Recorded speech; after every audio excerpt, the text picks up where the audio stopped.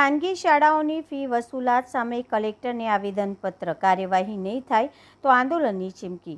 વડોદરામાં ખાનગી શાળાઓ દ્વારા એડમિશન અને ફીના નામે થતી કથિત ગેરકાયદેસર ઉઘરાણી સામે અવાજ ઉઠાવતા આજે મિતેશ પરમારના નેતૃત્વમાં કલેક્ટર કચેરી ખાતે આવેદનપત્ર આપવામાં આવ્યું હતું।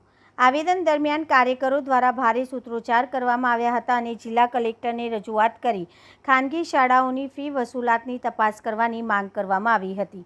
રજૂઆતમાં આક્ષેપ કરવામાં આવ્યો હતો કે કેટલીક ખાનગી શાળાઓ એડમિશન અને વિવિધ ચાર્જના નામે વાલીઓ પાસેથી મન ફાવે તેવી રીતે વસૂલી રહી છે।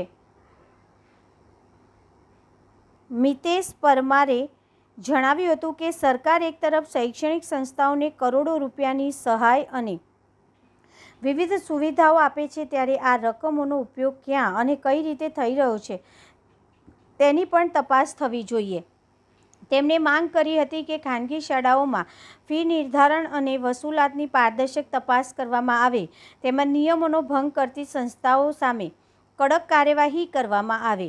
રજૂઆતકારોએ ચેતવણી આપી હતી કે જો ટૂંક સમયમાં યોગ્ય કાર્યવાહી કરવામાં નહીં આવે તો આગામી દિવસોમાં કલેક્ટર કચેરી ખાતે ધરણા સહિતના આંદોલનાત્મક કાર્યક્રમો શરૂ કરવામાં આવશે।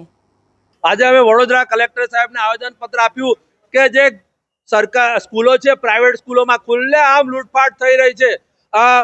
સરકારનો પરિપત્ર તો એવો છે કે 15,000થી વધારે ફી નહીં લેવાની પ્રાઇવેટ સ્કૂલોમાં, પણ આ ભાજપના ધારાસભ્ય, સંસદ સભ્યો લોકોના ભાગમાં સ્કૂલો ને લોકોના માણસોની સ્કૂલ હોય છે એટલે 50,000 લાખ રૂપિયા ફી લઈને લૂંટફાટ કરે છે।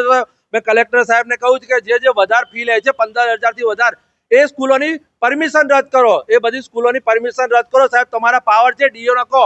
આ ડીઓ બીઓ સાહેબ બધા ગભરાય છે ને મુખ્યમંત્રી ભૂપેન્દ્રભાઈ પટેલને બી કહું છું કે તમે કહો છો 80 વડાપ્રધાન નરેન્દ્ર મોદી કે છે 80 કરોડ લોકો ભૂખ્યા ને અમે અનાજ આપીએ છીએ, સરકારી અનાજ, એટલે 80,000 કરોડ લોકો તો ગરીબ જ છે, તો આ 15,000 ને 30,000 કઈથી લાવશે? ને અહીંયા સ્કૂલો, પ્રાઇવેટ સ્કૂલ વાળા તો લાખ રૂપિયા, 50,000 રૂપિયા માંગે છે।